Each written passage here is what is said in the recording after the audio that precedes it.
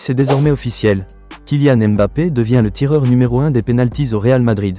Une décision forte et stratégique prise par Carlo Ancelotti hier soir et confirmée ce matin par le quotidien Marca. Une annonce qui secoue déjà l'actualité footballistique espagnole, surtout après le pénalty manqué par Vinicius Junior lors du match face à Valence, une rencontre cruciale dans la course au titre. Depuis plusieurs semaines, la gestion des pénaltys au Real Madrid faisait débat. Tantôt tiré par Vinicius, tantôt par Rodrigo ou Bellingham, le manque de stabilité inquiétait. C'est désormais réglé. Ancelotti a tranché, et le numéro 1, ce sera Kylian Mbappé. Un choix fort qui vise à mettre fin aux hésitations et garantir l'efficacité maximale dans un moment crucial du jeu. Mais cette décision n'est pas sans conséquences. Elle alimente les spéculations autour d'une possible rivalité entre Mbappé et Vinicius Junior, les deux têtes d'affiche offensive du Real Madrid. Pourtant, selon les proches du club, l'ambiance reste excellente entre les deux joueurs. Aucun froid, aucune tension.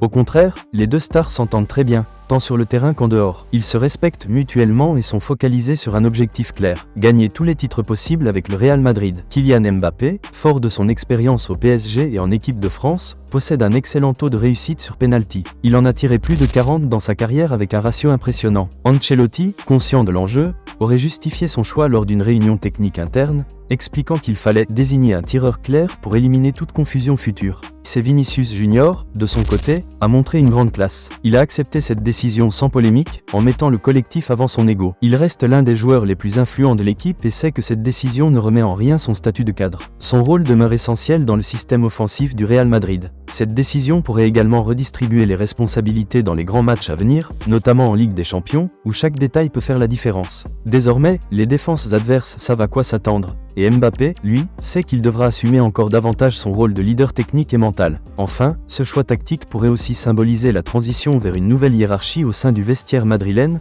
où Mbappé commence doucement à imposer sa présence non seulement comme joueur, mais comme leader. Une chose est sûre, ce Real Madrid version 2025 ne manque ni de talent ni d'ambition. Et cette nouvelle responsabilité confiée à Mbappé ne fait qu'accentuer la pression, mais aussi les attentes autour du champion du monde français. Et vous, Madrid, que pensez-vous de cette décision ?